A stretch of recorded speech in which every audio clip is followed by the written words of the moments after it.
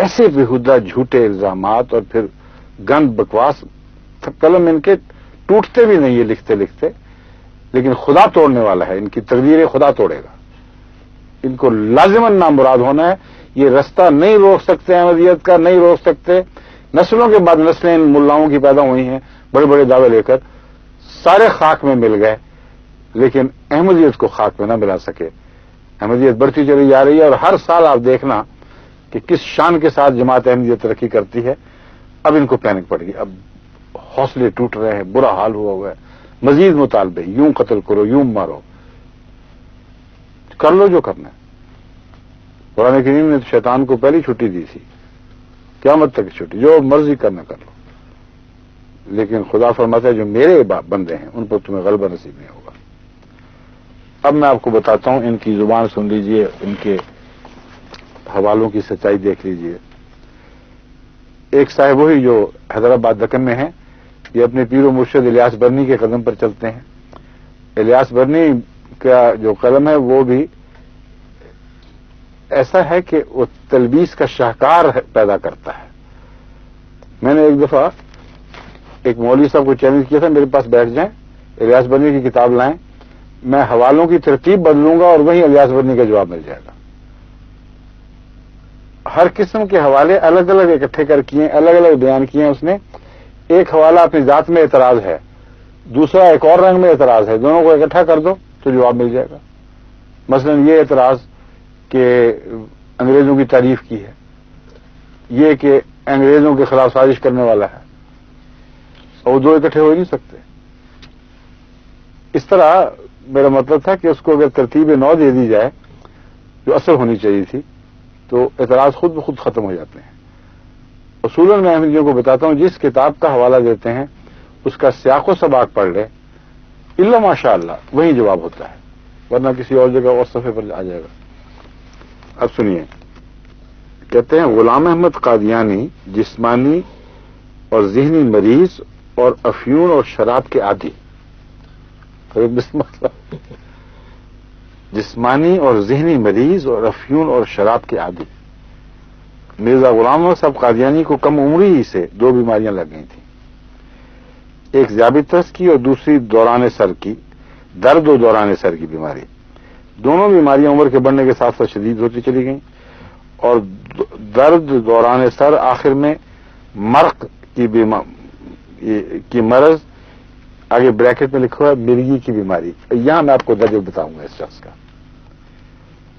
بڑے بدبخت لوگ ہیں، بڑے جھوٹے لوگ ہیں۔ بریکٹ میں مرگی کی بیماری لکھی ہے، کیوں لکھی ہے میں اب یہ سمجھاؤں گا آگے۔ آخر میں مرق کی بیماری، میراق کا مرق بنایا ہوا ہے نا، مرقی کہتے ہیں مرق کہلاتے ہیں، مرقی ہوگا غالباً، دونوں ہی چلتے ہیں، پتہ نہیں چلتے ہیں کہ نہیں، مگر میں تو مرقی کہہ رہا ہوں، غلطی ہوئی تو آپ ہی لوگ دوستی کر لیں۔ مرق کے مرض بریکٹ میں مرگی کی بیماری میں بدل گیا۔ ان بیماریوں کا تذکرہ مرزا صاحب قادیانی نے خود اپنے خطوط اور اپنی کتابوں میں کیا ہے، ایک جگہ انہوں نے لکھا ہے۔ جہاں تک بیماریوں کا تعلق ہے، اس پر تمسخر کرنا بڑی گدھا انسان ہے جو کرتا ہے۔ نبی بیمار نہیں ہوا کرتے، ہر نبی کو بیماریاں آئی ہیں، کئی قسم کی تکلیفوں میں مبتلا ہوتے ہیں، خدا کے پیارے بندے طرح طرح سے آزمائے بھی جاتے ہیں، اور عزا اور دکھ میں اللہ تعالی کا شکر کرنا یہ نبی کی شان ہے۔ ایک عام آدمی بیمار ہوتا ہے تو وہ مایوس ہو جاتا ہے، بعض دفعہ تقدیر سے شکوے شروع کر دیتا ہے، بعض دفعہ اس کی خلقی کی وجہ سے وہ اور کئی قسم کی روحانی بیماریوں میں مبتلا ہو جاتا ہے، کام سے رہ جاتا ہے، فرائض ادا نہیں کر سکتا۔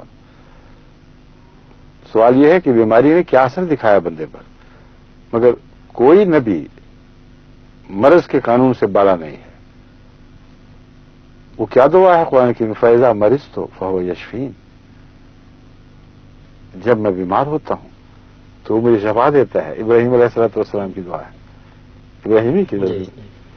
جب میں بیمار ہوتا ہوں تو ابراہیم بیمار نہیں ہوتے تھے، قرآن کریم نے تفصیلیں تو نہیں لکھی، نہ حضرت ابراہیم کی تحریریں، مگر ضرور بیمار ہوا کرتے تھے، اور رسول اللہ علیہ وسلم بھی بیماری سے نجات کی دعائیں کرتے تھے اور بیمار ہوتے تھے، آپ کی بیماریوں کو ذکر ملتا ہے۔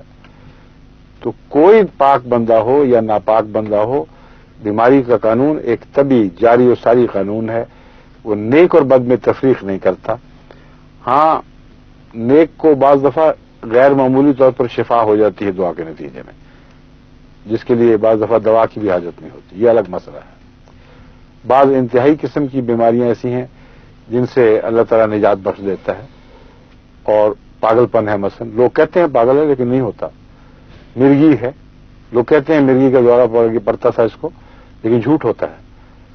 تو وہ حصے چھوڑ کر جو دوسری بیماریوں پہ انہوں نے مذاق اڑائے ہیں، یہ آپ دیکھ لینا، میں نے بارہا یہ تجربہ کیا ہے کہ وہ لوگ جو مثلا حضرت مسلم موعود کی بیماری پر آخر پہ آپ کو آرٹریوسکلوروسس کی وجہ سے ٹانگوں میں کمزوری پیدا ہو گئی تھی، جو الگ مجلسوں میں بیٹھ کے گستاخانہ کلمے کہا کرتے تھے، اکثر اسی بیماری میں مرے ہیں، اور میں نام نہیں لینا چاہتا۔ جنہوں نے بھی باتیں کی ہیں، تمسخر کیے ہیں، ان کو سزا ملی ہے اس دنیا میں۔ مولوی بعض جو کہتے تھے گند میں مرا، وہ گندے نالے میں ڈوب کے مرے ہیں، چنیوٹ گواہ ہے اس بات کا۔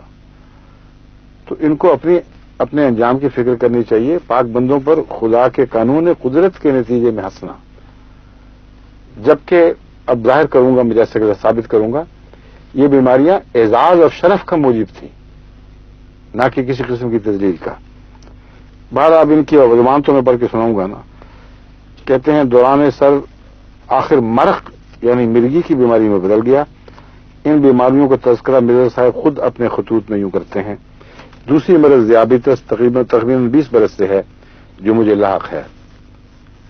ٹھیک ہے، یہ کس سن کا خط ہے؟ یہ 20 برس سے اس میں لکھا ہوا ہے۔ تاریخ ہوتی تو اچھا تھا، یہی پتہ چلتا کہ کس عمر میں شروع ہوئی ہے۔ یہ بچپن میں نہیں تھی، یقینی طور پر میں اس لیے بتا رہا ہوں کہ 20 برس میں تو ہو ہی نہیں سکتا۔ مسیح علیہ السلام اپنے منصب پر فائز ہونے کے بعد یہ خط لکھ رہے ہیں۔ یہ کہ قتل وہی پہ وہ 1900 کے بعد کی ہے، 1900 کے بعد کی ہے، یہ بہرحال یہ تحریریں 1900 یا اس کے لگ بھگ کی ہیں۔ تو اس میں سے جب 40 سال سے آپ کی عمر تجاوز کر چکی تھی، اس لیے بچپن سے کہنا ہے ہی غلط۔ اس وقت لگی ہیں بیماریاں جب اسلام کے دفاع میں آپ نے غیر معمولی محنت کی ہے، اور جیسا کہ ثابت ہوگا ان بیماریوں کا اسی سے تعلق ہے۔ تو عام بیماریوں پر ہنسنا بھی بڑا گناہ ہے، جہالت ہے، لیکن دین کی خاطر کوئی بیمار ہو جائے تو وہ تو حد سے زیادہ ظلم ہے، اور پھر اس کی پیشگوئی بھی ہو۔ حضرت اقدس محمد مصطفیٰ صلی اللہ علیہ وسلم نے اس واقعہ سے 1300 برس پہلے بتا دیا ہو کہ جو سچا مسیح آئے گا وہ 2 زرد چادروں میں لپٹا ہوگا۔ اب یہ تعبیروں کی کتابیں اٹھا کے دیکھ لیں، زرد چادر بیماری کی علامت ہوتی ہے، ایک اوپر کی بیماری، ایک نیچے کی۔ مسیح علیہ السلام اسی ذکر میں خود تفصیل سے بیان کرتے ہیں، اور اس میں نہ شرم کا کوئی موقع تھا بلکہ اعزاز کی بات تھی، اس لیے آپ نے بے تکلفی سے سب کچھ بتایا ہے۔ مجھے لا کے اور ابھی تک 20 دفعہ کے قریب روز پیشاب آتا ہے، اور امتحان سے بول میں شکر پائی گئی، یعنی ذیابیطس کی۔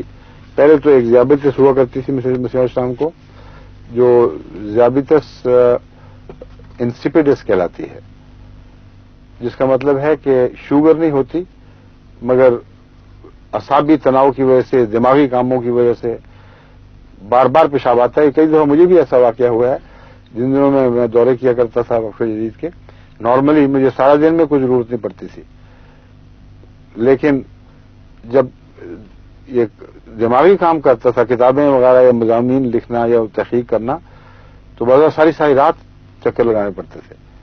اس میں کون سی حیا کی بات ہے؟ ایک طبی بات ہے، اور یہ قابل تعریف ہے۔ اگر نیک کام میں یہ بیماری لگے تو اچھی بات ہے، اگر بدیوں میں مبتلا ہو کر لگے تو وہ اور بات ہے۔ بیماری تو بیماری رہے گی۔ کہتے ہیں مرگی کی بیماری، درد دوران سر کا مرض اتنا شدید ہو گیا کہ خود مرزا صاحب کو یہ اندیشہ پیدا ہو گیا کہ کہیں مرق آگے بریکٹ میں، وہاں مرق لکھتے ہیں مسیح اسلام کی طرف، اور بریکٹ میں مرگی کا مرض نہ ہو جائے۔ ایسے موقع پر بھی اس شخص نے एक पेशगोई दाग दी, झूठ निकली। पेशगोई करते हुए लिखा, मुझे 2 बीमारियां मुद्दत दराज से थीं, एक शदीद दर्द सर जिससे मैं बेताब हो जाया करता था और हौलनाक आवारिस पैदा हो जाते थे, और ये मरज करीबन 25 बरस तक दामनगीर रही, और उसके साथ दौरान सर भी लाहक हो गया। और तबीबों ने लिखा है कि इन आवारिस का आखिरी नतीजा मिर्गी होती है। मिस्र साहब लिख रहे हैं ये। चुनाचे मेरे भाई मिर्जा गुलाम कादिर करीबन 2 माह तक इसी मर्ज में मुब्तला होकर आखिर मर्ज सरा में मुब्तला हो गया और इसी से उनका इंतकाल हो गया। लिहाजा मैं दुआ करता रहा कि खुदा ताला इन अमराज से मुझे महफूज रखे। एक दफा आलम कश्फ में मुझे दिखाई दिया कि एक बिल्ला स्याह रंग चारपाया की शक्ल पर, जो भेड़ के कद की मानिंद उसका कद था, और बड़े बड़े बाल थे और बड़े बड़े पंजे थे, मेरे पर हमला करने लगा, और मेरे दिल में डाला गया कि यही सारा है, यही मिर्गी है। तो मैंने अपना हाथ जोर से उसके सीने पर मारा। अब सरा का लफ्ज है मिर्गी का, मरक नहीं है, मरक की बात बाद में आएगी।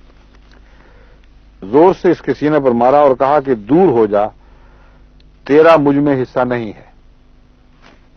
तब खुदा ताला जानता है कि बाद उसके वो खतरनाक आवाज जाते रहे और वो दर्द शदीद बिल्कुल जाती रही, सिर्फ दौरान सर कभी कभी होता है। हकीकतुल वही, रूहानी खजाइन, जिल्द 22, 77। इस बात सल्लल्लाहु तआला मसीह, हाँ, पेशगोई की तरफ असल में इशारा करना था, जो मुस्लिम किताबुल फितन बाब जिक्र दज्जाल व सिफत ही में लिखा हुआ है। इस बात सल्लल्लाहु तआला मसीह इब्न मरियमा फयंजिलु इंदल मनारतिल बैदाए शर्किया दिमश्क बैना महजूदतैन। अल्लाह ताला मसीह मरियम को मबूस फरमाएगा, जो दिमश्क के मशरकी सफेद मीनारे के पास 2 जर्द रंग की चादरें पहने 2 फरिश्तों के बाजुओं पर हाथ रखे नाज़िल होगा। मुस्लिम किताबुल फितन में है इबारत, ये देख लें, महजूदतैन में 2 जर्द चादरें। इस पर तो मौलवी भी इख्तलाफ नहीं करते, मानते हैं कि हदीस शरीफ में यह आया है कि मसीह जब नाजिल होगा 2 जर्द चादरों में लिपटा हुआ होगा। आगे कहता है, हकीकत यह है कि मिर्जा साहब को मिर्गी का मरज, मिर्गी आगे मर्क ब्रैकेट में, पहले मर्क लिखा था, ब्रैकेट में मिर्गी कर दी थी, अब मिर्गी ब्रैकेट में मर्क का मरज हो गया और ये दिन ब दिन शदीद होता गया। मिर्जा साहब के मानने वाले इस मरज का एतराफ करते हैं, अलबत्ता तौजीह ये करते हैं कि यह दिमागी मेहनत का नतीजा था। कादियानियों के 1926 के एक रिसाला में यह तौजीह की गई। मर्क का मरज हजरत मिर्जा साहब को मरूसीना था, यहां मर्क लफ्ज आ गया। इसका मिर्गी बदबख्त ने खुद बनाया हुआ तर्जुमा।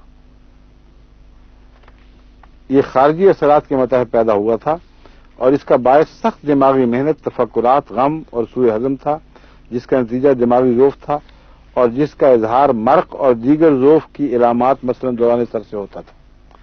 मर्क से मुराद ये है कि जब मसलन मेदे में तकलीफ हो, बाज जहरीले मादे निकलते हैं तो उससे बाज दफा ब्रेन फैग हो जाता है, अंग्रेजी में इसको ब्रेन फैग कहते हैं। बाज दफा हाइपोकॉन्ड्रियसिस हो जाता है, यानी एक मर्ज, एक इंसान को ये ख्याल होता है कि शायद ये मर्ज ना हो गया हो, ये मर्ज ना हो गया हो, और अपनी जात की और अपनी सेहत के मुतालिक इंसान को वहम आने लगते हैं। इसका नाम मिराक है और इसको मिर्गी कहना ये खालिसतन सरासर झूठ है। तभी ये हर दफा कभी ये मिर्गी बाहर लिखता है, ब्रैकेट में मर्क कर देता है, कभी मर्क बाहर लिखता है और मिर्गी बीच ब्रैकेट में कर देता है, और ये साबित कर रहा है कि मिर्जा साहब ने तस्लीम कर लिया था कि हो गई। आगे मैं आपको बताता हूं, असल हवाला जो है 26 का, वो देखिए वहां क्या लिखा हुआ है।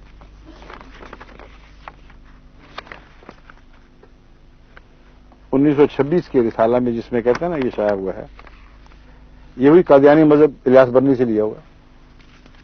जिनका पीर झूठा हो उसने आगे फिर क्या दुनिया को देना सच। अब सुन लीजिए, रिव्यू ऑफ रिलीजन में एक तहकीकाती मकाला एक अहमदी डॉक्टर के कलम से है। कौन थे वो, कुछ पता है? इसका नाम नहीं लिखा हुआ? डॉक्टर शाहनवाज साहब। اچھا یہ وہی ڈاکٹر شاہ تحقیقاتی مقالہ ہے. حضرت صاحب کو کون سا مرض تھا یہ عنوان ہے. میں یہ بتا چکا ہوں کہ میراق کی علامت مرگی، ہسٹیریا، قزاز، سکتہ اور بھی ذوف وغیرہ امراض میں پائی جاتی ہے. یعنی میراق کی علامت ان مرضوں میں بھی پائی جاتی ہے. میراق مرگی نہیں ہے.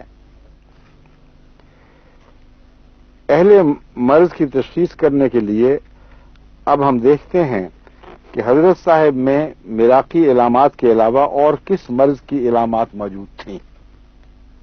سمجھ گئے؟ ہم کو خوب معلوم ہے کہ ان میں مرض مرگی کی علامت نہ تھی. کس کے جھوٹ بولتا ہے شخص کہ دیکھ لو 26 اس میں لکھا ہوا ہے.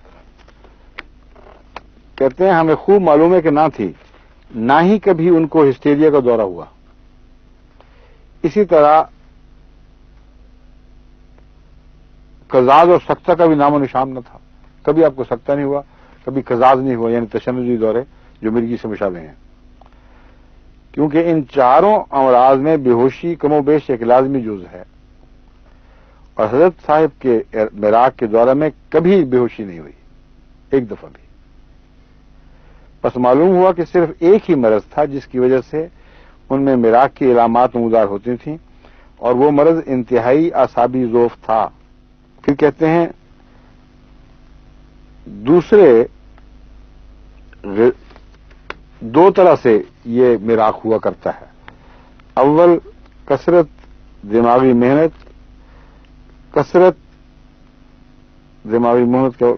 ہوگا، دماغی محنت کی کثرت مراد ہے، اور تفکرات، قوم کا غم اور اس کی اصلاح کی فکر.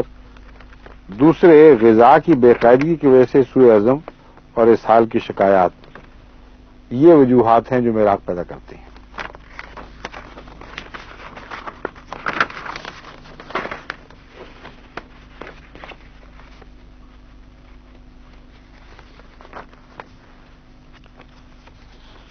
آگے انہوں نے تفصیل بیان کی ہوئی ہے. یہ ساری تفصیل پڑھ لیں. ریویو آف ریلیجن 1926 کا حوالہ ہے. اشارتاً یا کنایتاً بھی اس جگہ حضرت مسیح موعود علیہ الصلوۃ والسلام کے متعلق نعوذ باللہ من ذالک مرگی کے مرض کو تسلیم نہیں کیا گیا. مرق یا میراق لفظ جو استعمال ہوا ہے اس کا استعمال کر کے مرگی کی نفی موجود ہے. اس ظالم شخص نے میراق کو تسلیم کرنے کے نتیجے میں مرگی بنانا تھا تو بریکٹ میں اس کا نام مرگی رکھ دیا کہ دو آمد و ناز سمجھیں کہ ایک ہی چیز کے دو نام ہیں. اگر صرف یہی بات ہوتی کہ میراق کی بات ہوتی اور مرگی کا ذکر نہ ہوتا تو شاید ہم سمجھتے کہ اس مولوی کو دھوکہ لگ گیا، اس کو پتہ نہیں کہ میراق اور چیز ہے اور مرگی اور چیز ہے. مگر یہاں مرگی کی نفی موجود ہے، اور بڑی قطعی طور پر ایک ڈاکٹر کے قلم سے بتا رہا ہے کہ بے ہوشی کبھی نہیں ہوئی، ایک بھی واقعہ نہیں مسیح موعود علیہ الصلوۃ والسلام کا. ذوف ہوا ہے، ذوف دماغ، اسی کا نام میراق ہے. اور وہ ہونا ہی تھا جس کو دوران سر ہو، جس کو پیشاب کی اتنی تکلیف ہو، جس کا خدمت دین کی خاطر رات بھر جاگنا اور پھر دن کو بھی محنت کرنا اور پھر کھانوں کے وقت بدل جانا. یہاں تک آتا ہے حضرت مسیح صلی اللہ علیہ وسلم خود لکھتے ہیں کہ مجھے تو خدمت دین کا ایسا جوش اللہ تعالیٰ نے دل میں پیدا کیا، اور خاص طور پر عیسائیت کے خلاف کہ انہوں نے خدا کا بیٹا بنایا ہوا تھا. مجھے بچپن ہی سے ایک ایسی تحریک دل میں اٹھی ہے کہ جب میں ان بازی فنڈر وغیرہ اس قسم کے ظالموں جو اس زمانے کے سلمان رشدی کی قسم تھے ان کی تحریریں پڑھتا تھا تو میرا دل خون کھولتا تھا کہ میں ان کا جواب لکھوں. اور اللہ تعالیٰ نے مجھے پھر ایسی توفیق عطا فرمائی. فرماتے ہیں بعض دفعہ ساری رات ایک طرف پیشاب کی بیماری جو رات کو جاگنے سے اور بڑھتی جاتی ہے، بعض دفعہ فرماتے ہیں کہ ایک 100 مرتبہ بھی مجھے جانا پڑے 24 گھنٹے میں، لیکن میں اپنے کام سے باز نہیں آیا. کھانے کے متعلق فرماتے ہیں کہ مجھے کھانا بعض دفعہ پیش کیا جاتا تھا اور میں کھاتا تھا، مجھے کچھ پتہ ہی نہیں ہوتا تھا کہ میں کھا کیا رہا ہوں، یہ کس چیز کے لقمے ہیں، کیا مزہ ہے. اور ذہن گھومتا تھا ان اعتراضات میں اور ان کے جواب دینے میں. یہ حقیقت ہے. اور ان بدبختوں کو کوئی حیا نہیں کہ اسلام کے دفاع میں ایک آدمی اپنی جان ہلکان کر رہا ہے اور اس کے نتیجے میں بیمار ہوا ہے اور یہ بیٹھے ٹھٹھے کر رہے ہیں، تمسخر اڑا رہے ہیں. اور وہ بیماریاں وہ جو خدا کے رسول نے صلی اللہ علیہ وسلم نے پہلے سے بتا دی تھیں اور ان کا تعلق خدمت دین سے ہے اور سرا کا نام و نشان بھی اس میں نہیں ہے. یہ وہ بدبخت جھوٹ ہے ان کا. اور اس طرح یہ جھوٹ بناتے ہیں. حوالہ دے دیا ہے 1926 کا رسالہ دیکھ لیں. ہوا یہ کہ جب اس نے کہا نا 1926 کا رسالہ دیکھ لیں، مجھے تو میں تو جانتا ہوں، گھر کا آدمی ہوں، مجھے پتا ہے کہ اشارتاً یا کنایتاً بھی مسیح علیہ السلام کے متعلق کبھی بے ہوشی کا ذکر نہیں ملتا یا نعوذ باللہ من ذالک مرگی کا ذکر نہیں ملتا. میں نے ان سے کہا حاضری سے کہ اصل ریویو نکلواؤ، فوراً ربوہ لکھو، پرانا نکالیں اور وہ پوری عبارت مجھے دکھائیں. وہ جو پڑھی ہے تو یہ پتہ چلا کہ وہاں اقرار نہیں بلکہ قطعی انکار اور طبی حوالوں سے انکار ہے. علامتیں ظاہر کر کے انکار کیا گیا. لیکن جہاں تک ان بدبختوں کا تعلق ہے، ان کو یہ پتہ نہیں کہ ہیں کس کے نقش قدم پر. حضرت صلی اللہ علیہ وسلم پر مرگی کا الزام لگانے والے موجود ہیں اور ان بدبختوں کا جواب بھی احمدیوں کو لکھنے کی توفیق ملی ہے، ان کو نہیں ملی. ہم کس رشدی سے لڑیں؟ اب رسول اللہ علیہ وسلم کے خلاف جو رشدی ہیں ان سے بھی لڑنا پڑتا ہے. جو مسلم علیہ السلام کے خلاف آپ بھی آپ ان کے نائب و خلیفہ تھے، آپ کے لیے مقابل پر بھی رشدی اٹھنا ہی چاہیے تھے، مجبوری ہے. ان سے بھی ہمیں لڑنا پڑتا ہے. اب دیکھیں ایپیلیپسی کا کانسیپٹ کہاں سے آیا ہے. سب سے پہلے حضرت اقدس محمد رسول اللہ پر ایپیلیپسی کا الزام لگانے والا شخص ایک بیزنٹائن ہسٹورین تھیوفینس تھا. تھیوفینیز اس کا تلفظ ہوگا. بیزنٹائن ہسٹورین تھیوفینیز جو 817 اے ڈی میں مرا ہے، یعنی حضرت صلی اللہ علیہ وسلم سے یہ تقریباً 250 سال کے لگ بھگ بعد میں یہ مرا ہے. پہلے پیدا ہو گئے 100 سال کے بعد شاید پیدا ہوا ہو. یہ شخص، یہ بدبخت انسان پہلا ہے جس نے حضرت اقدس محمد رسول اللہ پر مرگی کا الزام لگایا ہے. اور پھر کہتا ہے کہ حضرت جیسے میں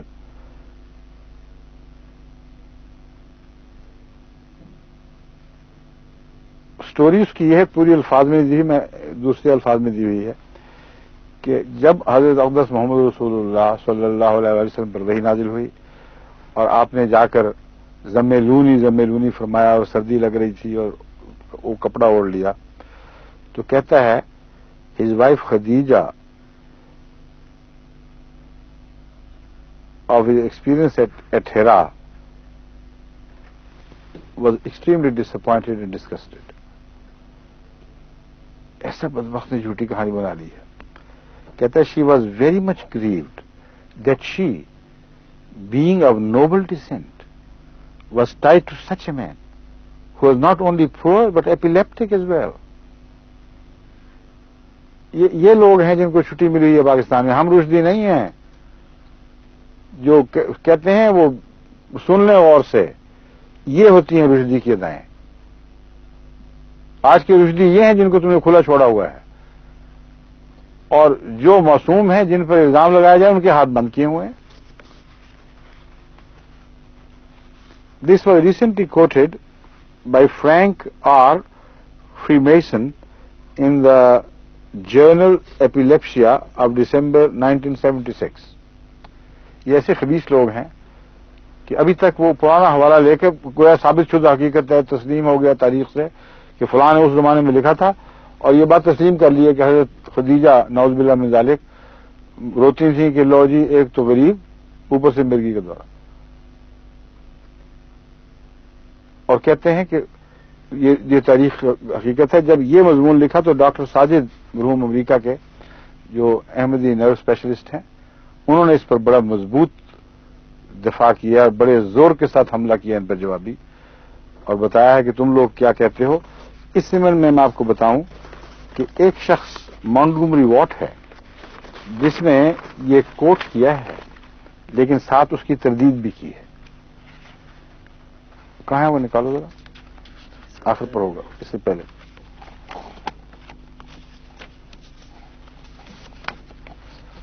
یہ مل گیا.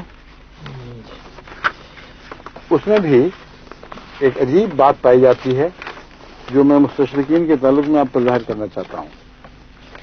یہ انکار بھی جب کرتے ہیں تو پیچھے تھوڑا سا ایک شک کا پہلو آخر پہ پھر ڈال جاتے ہیں.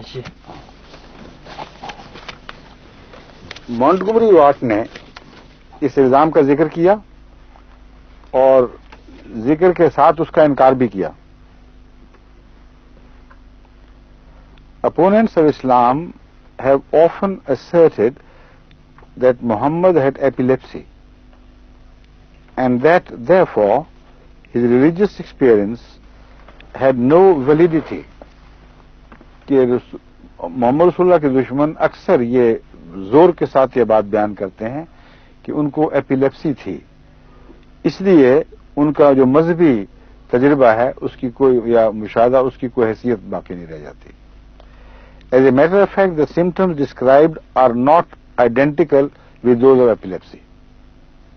اب یہ دیکھیں نا، انکار کر رہا ہے، اپنی طرف سے شرافت کو دکھا رہا ہے کہ آئیڈینٹیکل نہیں ہے. کافی ملتی جلتی ہوں گی لیکن آئیڈینٹیکل نہیں ہے.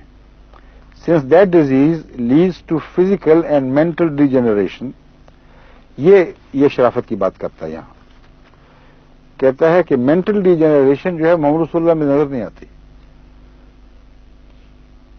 اور اس کے ساتھ آخر پر پھر کہتا ہے کہ but even if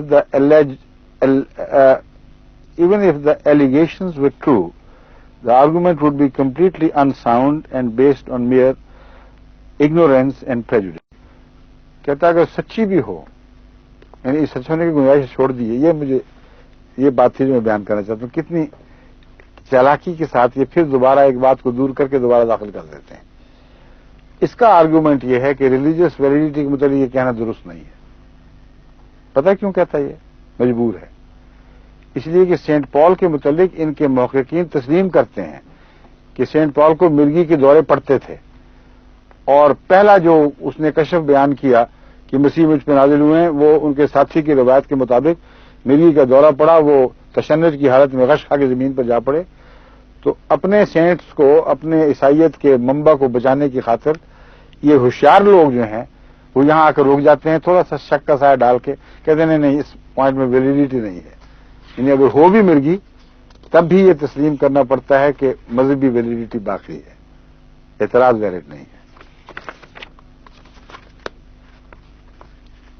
William Mayur بھی اس سوال کو اٹھاتا ہے اور ایک کے بعد دوسرے پادری فنڈر تو نہایت ہی خباثت کے ساتھ کھلے بندوں اس کا اعلان کرتا ہے کہ نعوذ باللہ من ذالک، رسول اللہ صلی اللہ علیہ وسلم مرگی زدہ سے.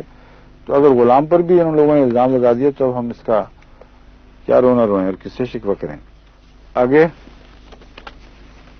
ذیابطس کے علاوہ مرزا صاحب کو دستوں کی یعنی اسہال کی بیماری بھی تھی.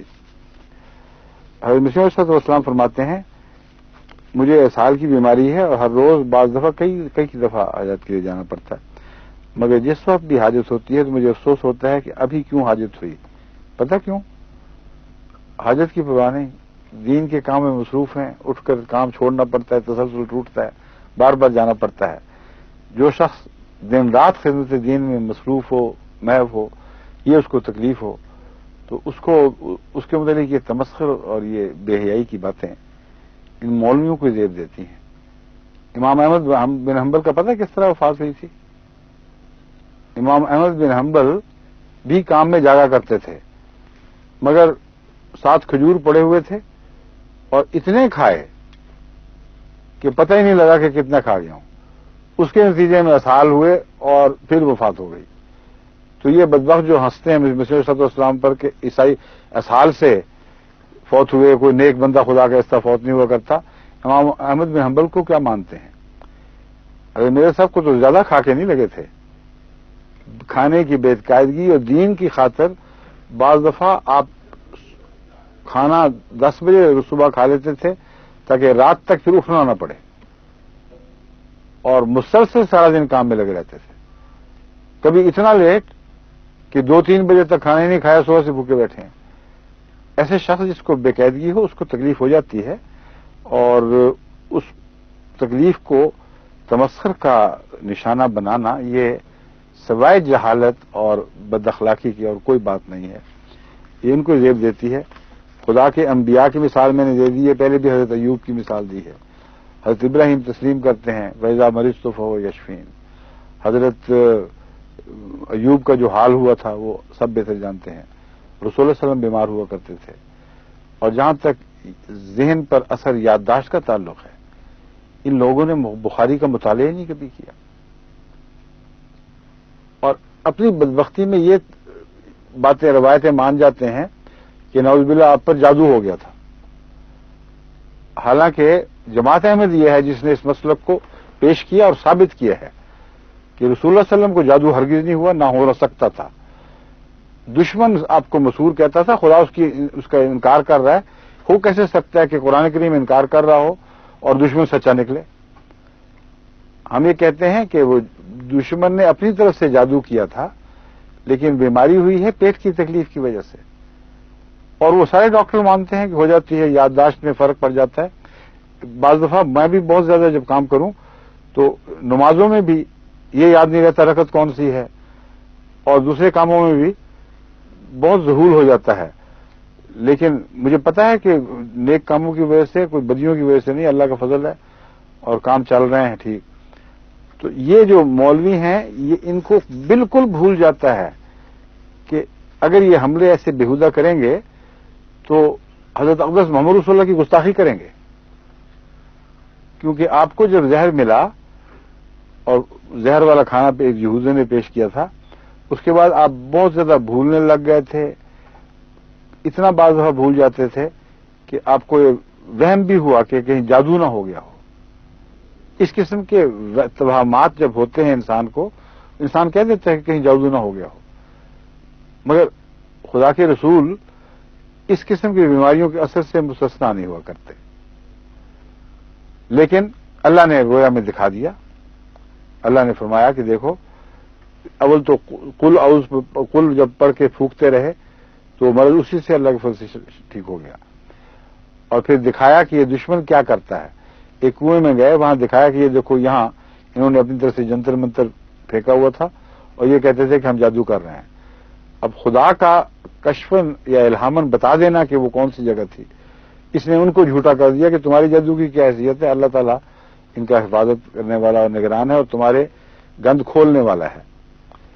تو ذہنی کمزوریاں بھی ہو جاتی ہیں اگر خدمت دین کی وجہ سے ہوں یا دین کی دشمنی کی وجہ سے دشمن نے ایسی کاررستانی کی ہو, ایسا ظلم کیا ہو کہ جس کے نتیجے میں بیماری ہو جائے. تو یہ کوئی ہنسنے اور مذاق کا محل نہیں ہے, بلکہ محض جاہل اور عقل سے کورے لوگ ایسی حرکت کر سکتے ہیں. پھر کہتے ہیں سر میں شدید درد اور چکر کی بیماری بھی بڑی شدید تھی. اس کا اظہار غلام احمد نے اپنے 5 فروری 1891 کے خط میں کیا ہے. 5 فروری 1891 کے خط میں. حالت صحت حجاز کی بدستور ہے. کبھی غلبہ دوران سر اس قدر ہو جاتا ہے کہ مرض کی جنبش شدید کا اندیشہ ہوتا ہے. کبھی یہ دوران کم ہوتا ہے لیکن کوئی وقت دوران سر سے خالی نہیں گزرتا.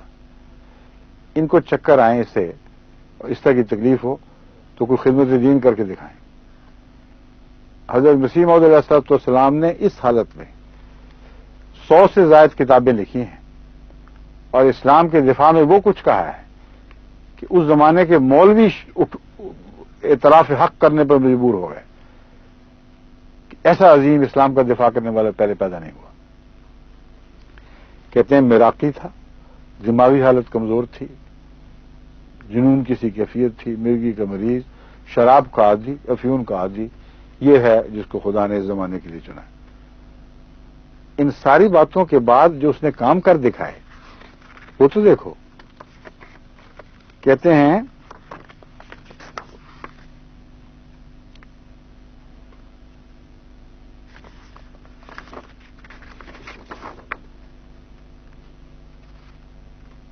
ایک خط کا حوالہ دیا ہے جو 1891 کا خط ہے. اکثر بیٹھے بیٹھے رینگن ہو جاتی ہے, زمین پر قدم اچھی طرح نہیں جمتا. یہ تکلیفیں پتہ کب سے تھیں؟ جب آپ کی پہلی کتاب شائع ہوئی ہے جو براہین احمدیہ کے بعد, فتح اسلام, اس کتاب وہ آغاز کی کتاب ہے, چھوٹی سی. یہ اس واقعہ کے 1-2 سال کے اندر وہ لکھی گئی ہے. یہ واقعہ 2 سال کے بعد کا ہے. تمہیں یاد ہے فتح اسلام کا حوالہ؟ اسی زمانے کی ہے یہ. سوال یہ ہے کہ ان حالات کے باوجود سارا لٹریچر جو اسلام کے دفاع میں اور عظیم الشان روحانی معارف پر مبنی لٹریچر ہے, جس میں اسلامی اصول کی فلسفی کتاب بھی شامل ہے, یہ اس کے بعد ساتھ لکھے ہیں سب کچھ. عقل دنگ رہ جاتی ہے کہ ایک ایسا شخص جو ایسی تکلیفوں میں مبتلا ہو, اس نے اپنی جان کو کس عذاب میں ڈالا ہوگا کہ دین کی خاطر اپنے اوپر ہر زندگی کی لذت حرام کر دی, ہر آرام حرام کر دیا. اور جو محنت کر رہا ہے وہ ان مرضوں کو بڑھانے والا ہے. خوراک کی بے قاعدگی پیٹ کو تکلیف دیتی ہے. رات بھر جاگنا اور کتابیں لکھنا یا مطالعے کرنا یہ دماغ کی تکلیف کو بڑھاتا ہے اور پیشاب کی تکلیف کو بڑھاتا ہے. تو اس کے بعد جو کارنامے کر دکھائے ان کا یہ نتیجہ نکالنا کہ نعوذ باللہ من ذالک, ایک تو بدبخت ایسا ہے جو ادھر کیا نام ہے اس کا, ڈاکٹر بنا ہوا ہے, ہاں فجیرہ کا, اس نے اس کے باپ نے مل کے ایک بکواس لکھی ہے. کہتا ہے کہ دیکھو مرزا صاحب کے متعلق کہ وہ تو فاطر العقل انسان تھا, اور ہم ثابت کرتے ہیں کہ ان کو کوئی کسی قسم کی عقل نہیں تھی. اب میں آپ کو بتاؤں کہ ان بدبختوں نے یہ نتیجہ نکالا ہے. حضرت مسیح موعود علیہ الصلوۃ والسلام کے قریب کے زمانے میں آپ کو دیکھنے والے, آپ کی تحریر پڑھنے والے وہ لوگ جو صاحب علم و عرفان تھے, ان کی تو حیثیت ہی کوئی نہیں. یہ تو 2 کوڑی کے انسان نہیں ہیں. مرزا حیرت دہلوی, اخبار کرزن کے ایڈیٹر, حافظ نور محمد نقشبندی, ابوالکلام آزاد, یہ تو ان کی پاؤں کی ٹھوکر بھی نہیں ہے. یہ دو پیسے ہاتھ آ گئے ہیں تو چیتھے لکھ کے بکواس احمدیوں کو بھیج رہے ہیں. ساری دنیا میں اپنے پیسے ضائع کر رہے ہیں. ہر احمدی اس کو اٹھا کے ردی کی ٹوکری میں پھینک دیتا ہے. اور ایک مرتد جن کو حوالے دیے جا رہا ہے, خط بھیج رہے, سمجھتے ہیں کہ ہم نے عظیم الشان خدمت کی ہے, پیسے لے رہے ہیں کہیں اور سے, وہ ہمیں پتہ کہاں سے لیتے ہیں. اور ساری عمر رو کے لکھ کے گند اچھال کے مر گئے یا مر جائیں گے. کوئی احمدی ان کی وجہ سے راہ حق سے نہیں بھٹکتا, بلکہ یہ پڑھ کر اور ان کے ایمان مضبوط ہوتے ہیں.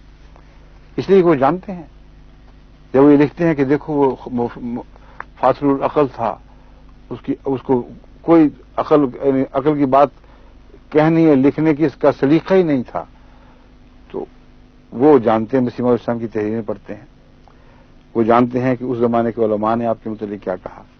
میں چند حوالے صرف پڑھ دوں, اب وقت ختم ہو رہا ہے. گزٹ 1 جون 1908 کو مرزا حیرت دہلوی لکھتے ہیں مسیح موعود اسلام کے متعلق, مرحوم کی وہ اعلیٰ خدمات جو اس نے آریوں اور عیسائیوں کے مقابلے میں اسلام کی ہیں وہ واقعی بہت ہی تعریف کی مستحق ہے. یہ اعلیٰ خدمات تھی جن کو یہ بدبخت اپنے رنگ میں, اپنے منحوس رنگ میں دیکھ رہے ہیں.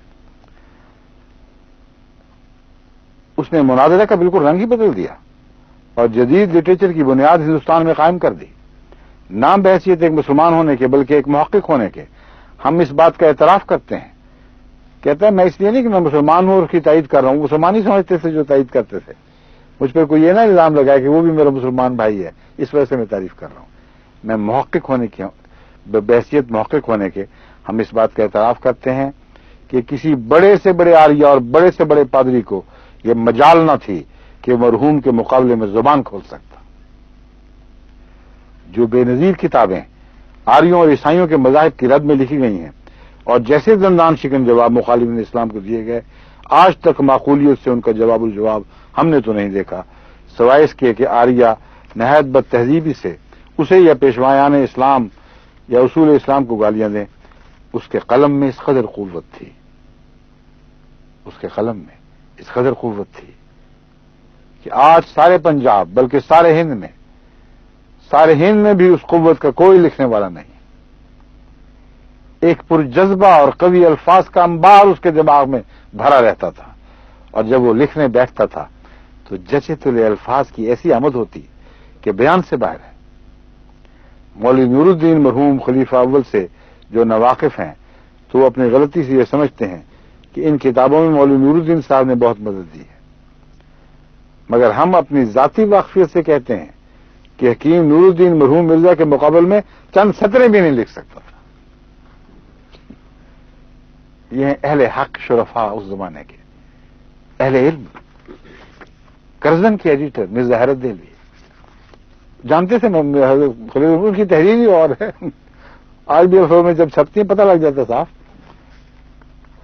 کہتے ہیں جانتے ہیں مرحوم نور الدین مرحوم مرزا کے مقابل میں چند سطریں بھی نہیں لکھ سکتا، اگرچہ مرحوم کے اردو علم و ادب میں بعض اصل میں نور الدین مرحوم نہیں ہے، ہمشرم کی حضرت خلیفہ المسیح اول کی زندگی کا ہے، مجھ سے غلط پڑا گیا ہے، یعنی پڑھا تو ٹھیک ہے لیکن سکتا غلط جگہ کیا ہے۔ حکیم نور الدین مرحوم مرزا کے مقابلہ میں یہ ہے، چند سطریں بھی نہیں لکھ سکتا تھا۔ تبھی میں سوچ رہا تھا غائب کہاں ہو گیا، وہ اس لیے کہ حاضر کی بات کر رہے ہیں۔ اگرچہ مرحوم کے اردو علم و ادب میں بعض مقامات پر پنجابی رنگ اپنا جلوہ دکھا دیتا ہے، تو بھی اس کا پرزور لٹریچر اپنی شان میں بالکل نرالا ہے، اور واقعی اس کی بعض عبارتیں پڑھنے سے ایک وجد کی سی کیفیت طاری ہو جاتی ہے۔ پادریوں کے مقابلہ میں کس طرح ان کے پاؤں کھیڑے ہیں، ان منصوصوں کو تو توفیق ہی نہیں ملتی، یہ سمجھتے ہیں احمدیوں کے خلاف پیچھے پڑنے سے ساری نجات وابستہ ہے۔ ساری دنیا میں عیسائیت حملے کر رہی ہے، لاکھوں مسلمانوں کو ہر سال یہ عیسائی بنا رہے ہیں، ان کو جوں تک نہیں دیکھتی کان پر۔ درجی کوئی جھوٹے ہیں، صرف پیچھے پڑنے والے، گند اچھالنے والے ہیں۔ حافظ نور محمد نقشبندی چشتی دیباچہ اپنے شائع کردہ قرآن کے دیباچہ میں صفحہ 30 پر اعتراف کیا، اسی زمانے میں پادری لیفرائے پادریوں کی ایک بہت بڑی جماعت لے کر اور حلف اٹھا کر ولایت سے چلا کہ تھوڑے عرصے میں تمام ہندوستان کو عیسائی بنا لوں گا۔ ولایت کے انگریزوں سے روپیہ کی بہت بڑی مدد اور آئندہ کی مدد کے مسلسل وعدوں کا اقرار لے کر ہندوستان میں داخل ہو کر بڑا تلاطم برپا کیا۔ حضرت عیسیٰ کی آسمان پر بجسم خاکی زندہ موجود ہونے اور دوسرے انبیاء کے زمین میں مدفون ہونے کا حملہ عوام کے لیے اس کے خیال میں کارگر ہوا، تب مولوی غلام احمد قادیانی کھڑے ہوئے، یہ ان کو مولوی اپنی طرف سے بیچارے کہہ رہے ہیں، اور اس کی جماعت سے کہا کہ عیسیٰ جس کا تم نام لیتے ہو وہ دوسرے انسانوں کی طرح سے فوت ہو کر زمین دفن ہو چکے ہیں، اور جس عیسیٰ کے آنے کی خبر ہے وہ میں ہوں، بس اگر تم سعادت مند ہو تو مجھ کو قبول کر لو۔ اس ترکیب سے اس نے لیفرائے کو اتنا تنگ کیا کہ اس کو پیچھا چھڑانا مشکل ہو گیا، اور اس ترکیب سے اس نے ہندوستان سے لے کر ولایت تک کے پادریوں کو شکست دے دی۔ ان کے مولوی صاحب ہیں، ابوالکلام آزاد کا دیکھیں قلم کیسا چلتا ہے۔ وہ شخص بہت بڑا شخص جس کا قلم سحر تھا، سیف تھا اور زبان جادو، وہ شخص جو دماغی عجائبات کا مجسمہ تھا، جس کی نظر فتنہ اور آواز حشر تھی، جس کی انگلیوں سے انقلاب کے تار الجھے ہوئے تھے، جس کی 2 مٹھیاں بجلی کی 2 بیٹریاں تھیں، وہ شخص جو مذہبی دنیا کے لیے 30 برس تک زلزلہ اور طوفان رہا، جو شور قیامت ہو کر خفتگان ہستی کو بیدار کرتا رہا۔ یہ ہیں حضرت مسیح موعود علیہ السلام کے متعلق اس زمانے کے اہل علم اور بزرگ، اور وہ جو اس زمانے میں شرافت کے مسلمانوں میں سب سے بڑے علمبردار تھے۔ کہتے ہیں ایسے لوگ جن سے مذہبی یا عقلی دنیا میں انقلاب پیدا ہو ہمیشہ دنیا میں نہیں آتے۔ یہ نازش فرزندان تاریخ بہت کم منظر عالم پر آتے ہیں، اور جب آتے ہیں تو دنیا میں انقلاب پیدا کر کے دکھا جاتے ہیں۔ مرزا صاحب کی سیرت نے ان کے بعض دعوی اور بعض معتقدات سے شدید اختلاف کے باوجود ہمیشہ کی مفارقت پر مسلمانوں کو، ان تعلیم یافتہ اور روشن خیال مسلمانوں کو محسوس کرا دیا کہ ان کا ایک بڑا شخص ان سے جدا ہو گیا۔ یہ ہے حقیقت۔ और वो थी बकवास। अच्छा, ये